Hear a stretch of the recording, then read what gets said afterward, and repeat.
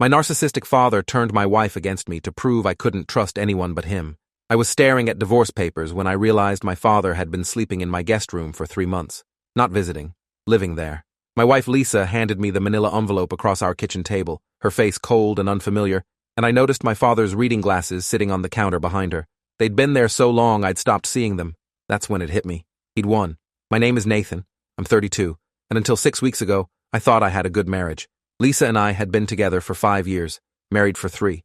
We met at a marketing conference in Seattle, bonded over terrible hotel coffee and a shared hatred of corporate buzzwords. She was smart, funny, independent. We bought a house in Portland, adopted a dog named Biscuit, talked about starting a family, normal stuff, happy stuff. Then my father moved in temporarily, after claiming his apartment had flooded, and everything I knew started unraveling in ways I couldn't have predicted, even if I'd been paying attention.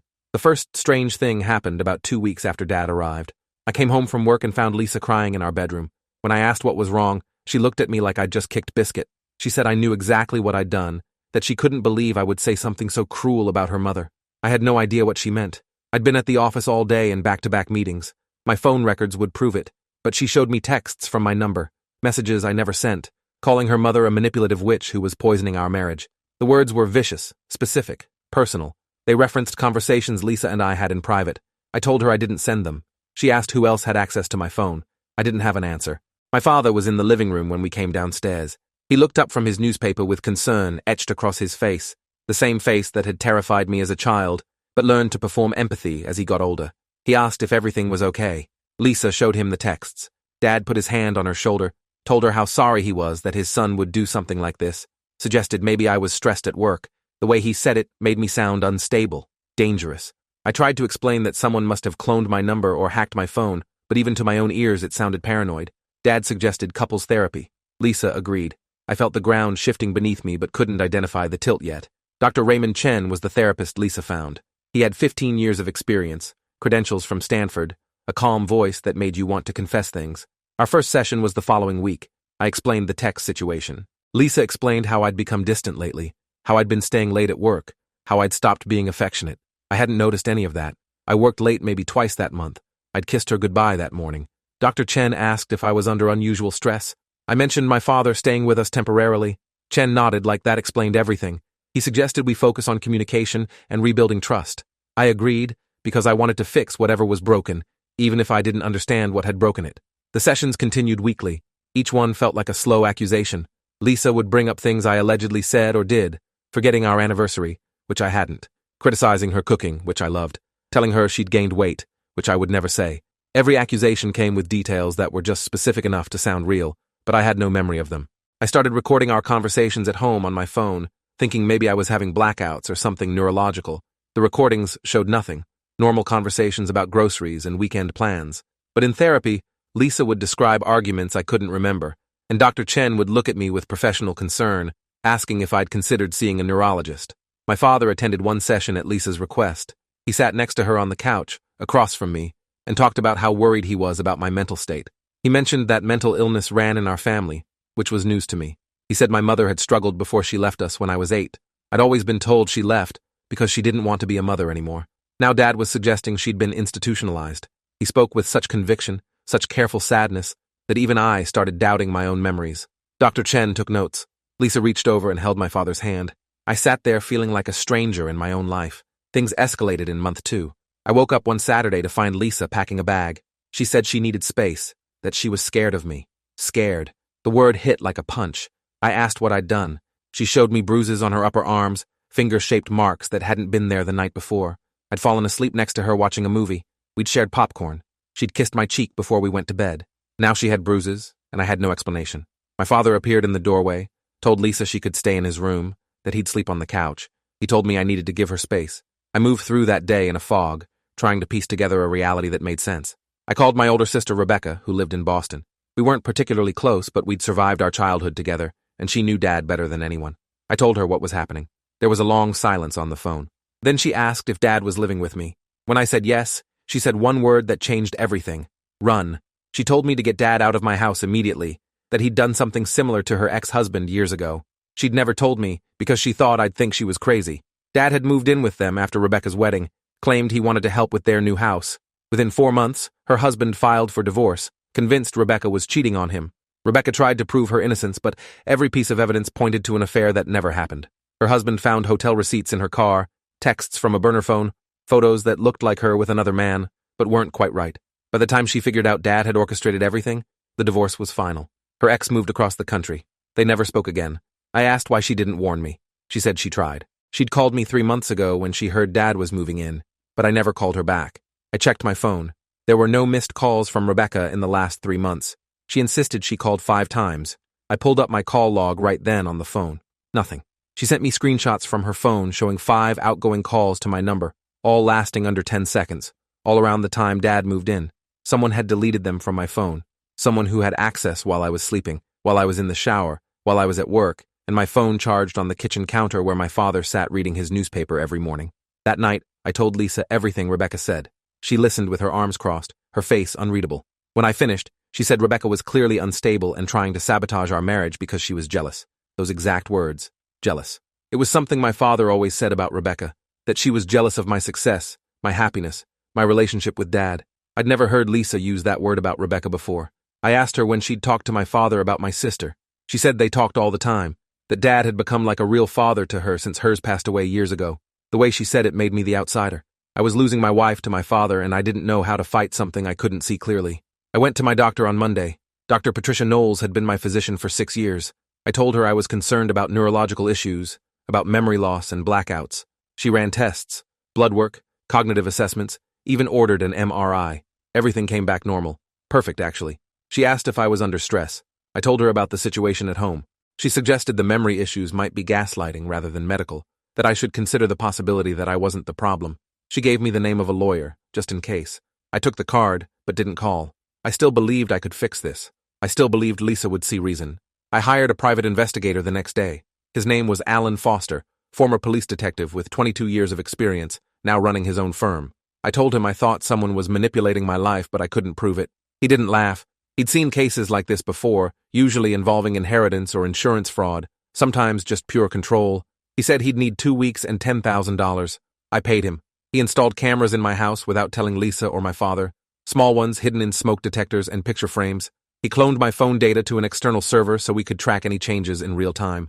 He followed my father for a week, documenting everywhere he went, everyone he talked to. The footage from the cameras made me physically ill.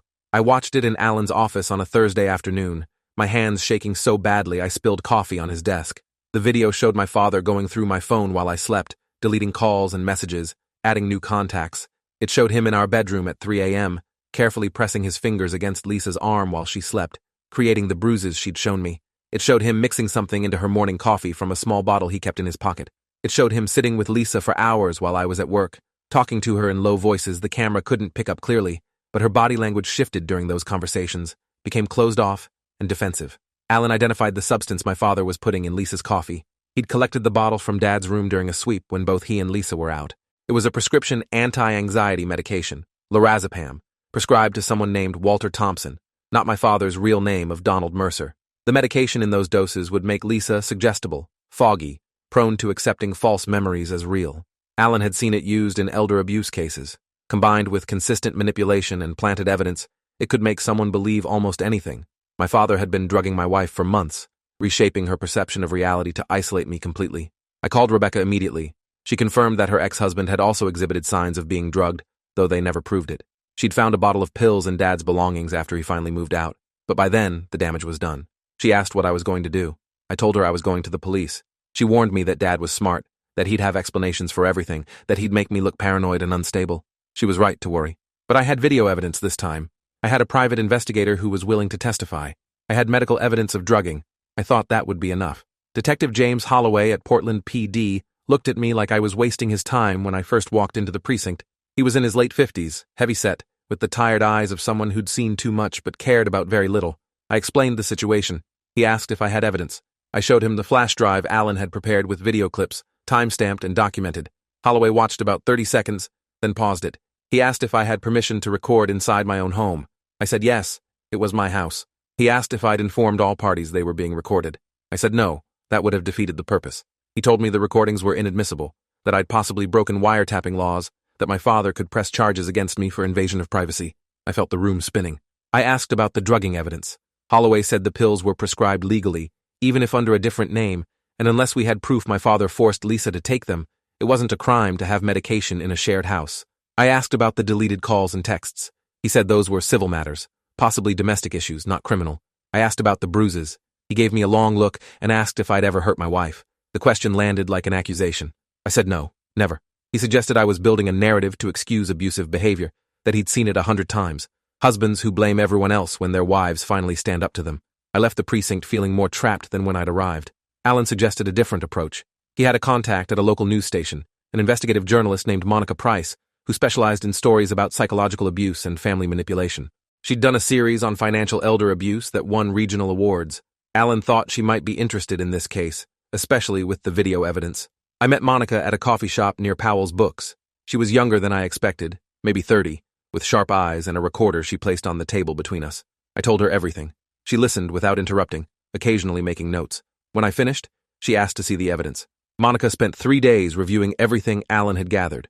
She brought in her own expert, a forensic psychologist named Dr. Leslie Hammond, with 18 years of experience in coercive control and narcissistic abuse patterns. Dr. Hammond watched the videos, reviewed the timeline, interviewed both me and Rebecca separately. Her assessment was chilling. She said my father exhibited classic narcissistic personality disorder with sadistic tendencies, that he was systematically destroying my marriage not for any practical gain, but purely for psychological control. She said the drugging elevated it to criminal assault. She said Lisa was a victim too, that she likely had no idea her reality had been chemically and psychologically altered. Dr. Hammond agreed to go on record for Monica's story. The problem was Lisa. Monica couldn't run the story without giving her a chance to respond, and I knew the moment Lisa found out about the investigation, she'd tell my father. Alan suggested we move quickly, get everything lined up before they could counter. Monica agreed. She scheduled the story to air in 5 days, on Monday. That gave us less than a week to prepare for the fallout. I went home that night knowing I was about to blow up my entire life. My father was sitting in my living room watching television. Lisa was asleep upstairs. I looked at him, and he smiled at me. That same smile from my childhood, the one that said he knew something I didn't. I smiled back and went to bed. The next 3 days were the longest of my life. I acted normal, went to work, came home, had dinner with Lisa and Dad, watched TV, went to bed. The whole time I was documenting everything, recording every conversation on the hidden recorder Alan had given me, noting every time Dad was alone with Lisa, every time she seemed foggy or confused. On Saturday, Lisa told me she was filing for divorce. She said she couldn't live like this anymore, that I'd become someone she didn't recognize. My father suggested she get a good lawyer, recommended one actually, a colleague of his apparently. I told Lisa I understood, that I wanted her to be happy, that I loved her. She looked at me with something that might have been sadness before the fog settled back over her eyes. Dad patted her shoulder and told her she was making the right choice. Sunday night, I couldn't sleep.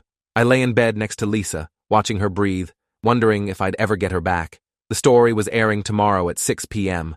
Monica had called that afternoon to confirm everything was ready. The station's lawyers had reviewed it. They were running it. I thought about waking Lisa up, telling her everything before she heard it on television, but Dr. Hammond had warned against it. She said Lisa needed to hear it from a neutral source, that coming from me it would just sound like more manipulation. I had to trust the process. I had to trust that the truth would be enough. Monday morning, I called in sick to work. Lisa left for her job at the accounting firm downtown. My father made breakfast, whistling in the kitchen like he didn't have a care in the world. I sat at the table and ate scrambled eggs across from him. He asked if I was feeling okay. I said I was fine, just a headache. He offered me aspirin. I declined. He shrugged and went back to his newspaper. I wondered if he suspected anything. I wondered if he cared. Narcissists like him often didn't believe they could be caught, because they'd never faced real consequences. Rebecca told me he'd done this to at least 3 of his own relationships before Mom left, that Mom had tried to warn people but no one believed her. She died in a car accident when I was 12. Rebecca always suspected it wasn't an accident. I never let myself think about that. At 5:30 p.m., I texted Lisa and asked her to come home early, that we needed to talk about something important. She didn't respond. At 5:50 p.m., my father came into the living room and sat in his usual chair. I was on the couch, remote in hand, TV already on the right channel. He asked what I wanted to watch. I said just the news. He shrugged. At 6 p.m. exactly, Monica's face appeared on screen. The headline read, "Local man allegedly drugs and manipulates daughter-in-law to destroy son's marriage." My father's face drained of color. The segment ran for 8 minutes. Monica laid out everything methodically. The timeline, the video evidence shown in careful clips with faces blurred for legal reasons, but context clear, Dr. Hammond's expert analysis, Rebecca's testimony about her own experience, the prescription fraud for the lorazepam, Alan Foster's investigative findings. They interviewed me. My face shone clearly. talking about how I'd watched my marriage dissolve without understanding why. They interviewed Dr. Knowles, who confirmed I'd been tested and showed no signs of neurological impairment or mental illness. They showed the text messages my father had sent from my phone, traced through digital forensics, to prove they originated from a tablet my father owned. The evidence was overwhelming, undeniable, documented by professionals and presented by a credible news organization. My father stood up slowly. He looked at me with an expression I'd never seen before, pure rage, unfiltered and cold. He said I'd regret this, that I'd destroyed our family, that no one would believe this story. I told him thousands of people were watching it right now. He said Lisa would never believe it. As if on cue, my phone rang. It was Lisa. I answered on speaker. She was crying, her voice raw and confused. She said she'd just watched the news at a friend's house, that people were calling her, that she didn't understand what was happening. I asked her to come home. She hung up. 20 minutes later, Lisa walked through the front door. My father tried to approach her, started to say something about it all being lies, a misunderstanding. She held up her hand, and he stopped. She looked at me and asked if it was true. I told her to talk to Dr. Hammond, to get her own blood test for the medication, to review the evidence with her own lawyer. I told her I loved her, and I was sorry I didn't protect her from this sooner. She asked my father to leave. He refused. She called the police. This time, when Detective Holloway showed up, his attitude was different. The news story had already made it through the department. He'd been getting calls from his supervisors all evening. Holloway arrested my father on the spot for prescription fraud and assault. The assault charge came from the drugging, which Oregon law classified as assault when done without consent. My father went quietly, still maintaining his dignity, still acting like this was all a terrible mistake. As they put him in the police car, he looked at me through the window. He mouthed the words, "You'll regret this." I watched them drive away and felt nothing. No victory, no relief, just exhaustion. Lisa moved out that night. She stayed with her friend Amy while she processed everything. Dr. Hammond recommended a specialist, a psychiatrist named Dr. Victor Newsom, who worked with victims of coercive control and chemical manipulation. Lisa started seeing him 3 times a week. The lorazepam was in her system, confirmed by blood test. Dr. Newsom explained how the medication combined with psychological manipulation had created false memories, altered her perception, made her suggestible to my father's narrative. It would take months to sort through what was real and what was implanted. Lisa asked for time. I gave it to her. The legal proceedings moved faster than expected. The prosecutor assigned to the case was named Julia Kemp, a woman in her early 40s with a reputation for taking coercive control cases seriously. She'd read Monica's story, watched the video evidence Alan provided, consulted with Dr. Hammond. She charged my father with multiple felonies including assault, prescription fraud, identity theft for the fake name on the prescription, stalking, and coercion. The bail was set at $50,000. Dad couldn't make it. He sat in jail for 3 weeks before the preliminary hearing. Rebecca flew out for the hearing. We sat together in the courtroom, front row behind the prosecutor's table.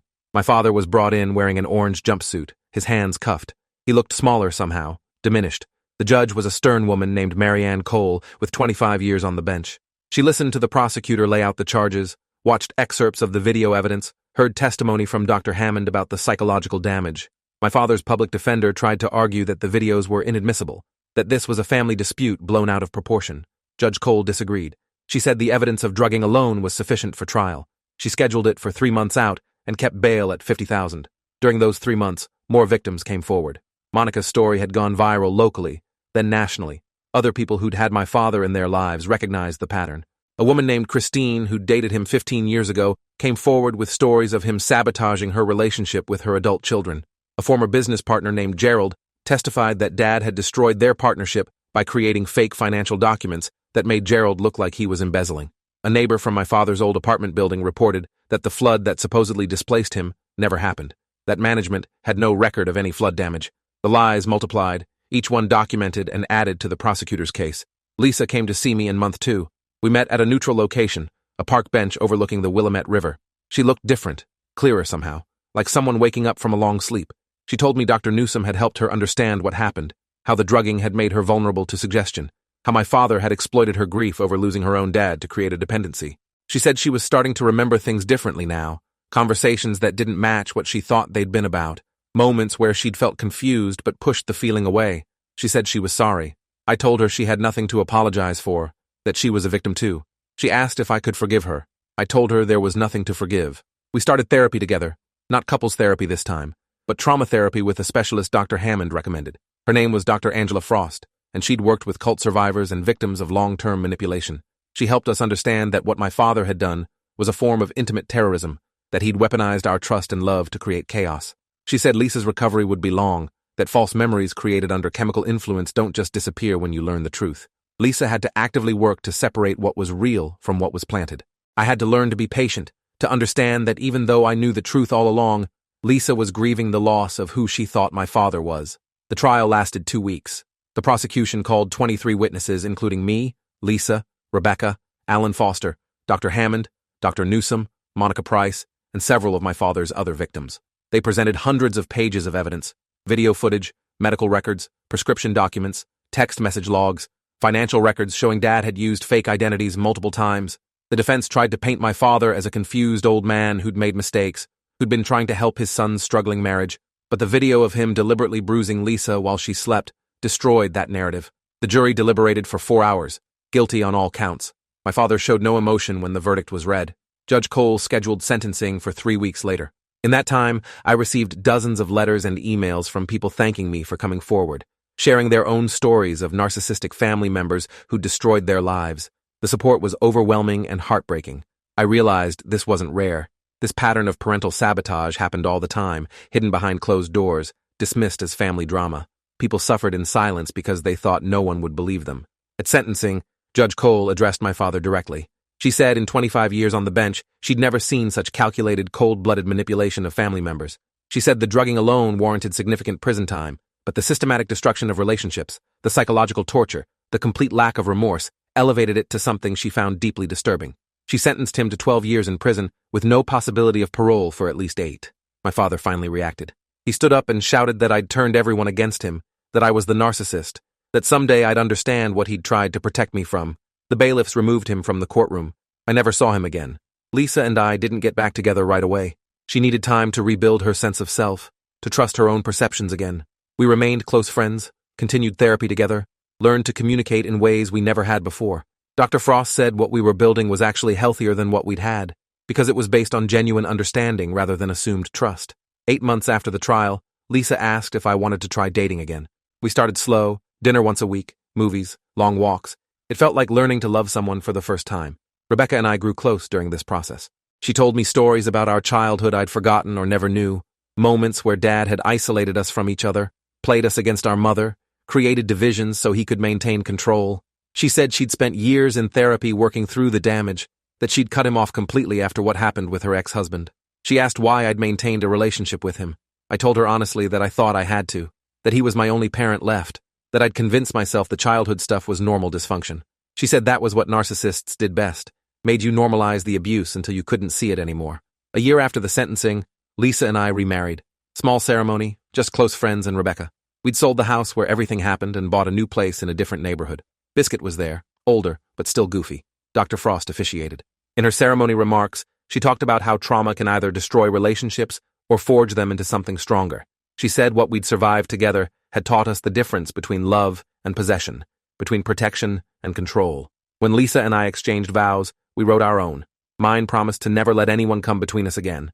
Hers promised to trust her own instincts and speak up when something felt wrong. We both promised radical honesty, even when it hurt. 2 years later, we had a daughter. We named her Grace, because that's what it felt like. Undeserved mercy after everything we'd been through. Holding her in the hospital, I thought about my father and how he'd never meet her, how his need for control had cost him any chance at redemption or family. I thought about the pattern Rebecca described, how he'd done this throughout his life, burning through relationships and children and partners until he had nothing left but his own reflection. I felt sorry for him in an abstract way, but mostly I felt grateful I'd escaped. Monica's story won a regional journalism award. She used the platform to launch a series on narcissistic abuse in families, interviewing experts and survivors, pushing for better legal frameworks to address coercive control. Several states started considering legislation that would make psychological manipulation and drugging in domestic situations easier to prosecute. Monica told me I'd helped change the conversation, that coming forward had given other people permission to tell their stories. I didn't feel heroic. I felt like I'd barely survived. Dr. Hammond published a paper about the case in a psychology journal, names changed, but details intact. She used it as an example of how narcissistic parents use adult children's relationships as proxies for control, how they can't tolerate their children having bonds that don't center them.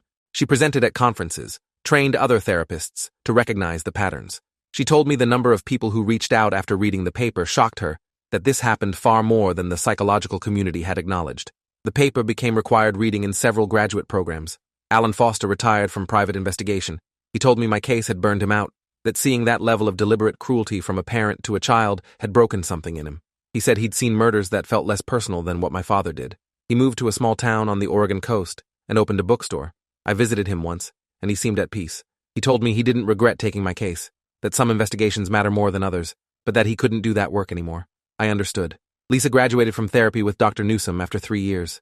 He told her she'd done remarkable work processing the trauma, that she'd integrated the false memories as false and rebuilt her sense of identity. She still had moments of doubt, times when she questioned whether something was real or implanted, but they grew less frequent. She said the hardest part was forgiving herself for not seeing what was happening, for believing the lies about me. I reminded her that she was drugged, that she couldn't have known. She said intellectually she understood that, but emotionally it was harder. Healing wasn't linear. I started speaking at support groups for adult children of narcissists. Rebecca came with me sometimes. We'd tell our stories, answer questions, offer resources. The rooms were always full.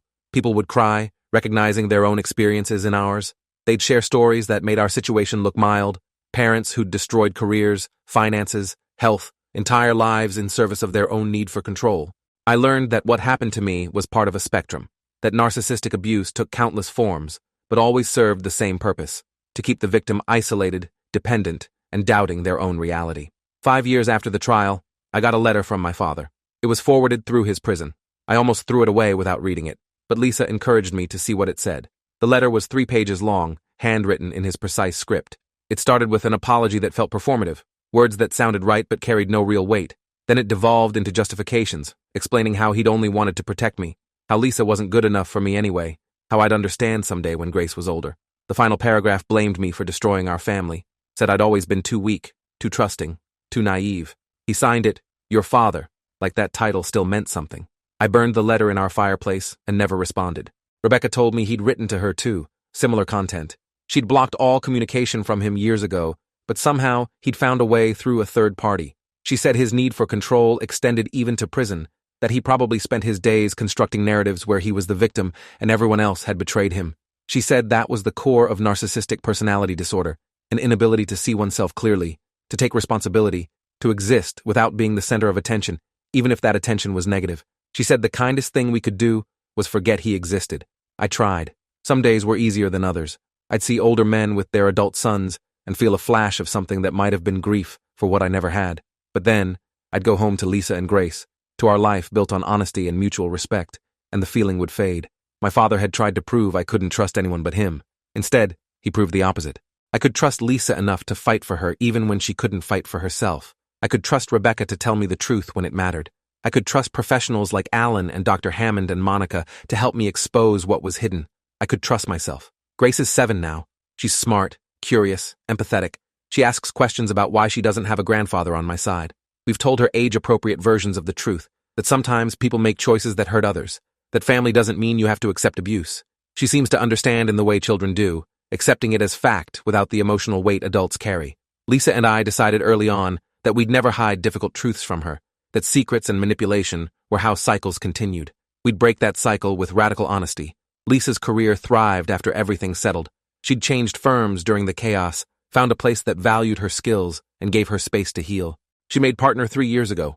She says sometimes that what happened with my father taught her to trust her instincts in business too, to spot manipulation and control masquerading as mentorship or help. She's become an advocate for workplace psychological safety, gives talks about recognizing coercive patterns in professional settings. She turned her trauma into purpose, same as I tried to. I think about my mother sometimes. Rebecca told me more about her after everything came out, how Dad had isolated her from friends and family, how he'd convinced everyone she was mentally ill when really she was trying to escape. Rebecca said Mom tried to take us with her, but Dad had more money, better lawyers, more credibility. The court gave him custody. Mom got supervised visitation that Dad made impossible by scheduling conflicts and telling us she didn't want to see us.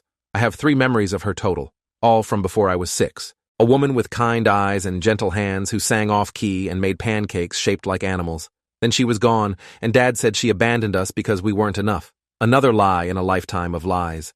Sometimes I wonder if Mom's car accident really was an accident. Rebecca has the same doubts, but no proof.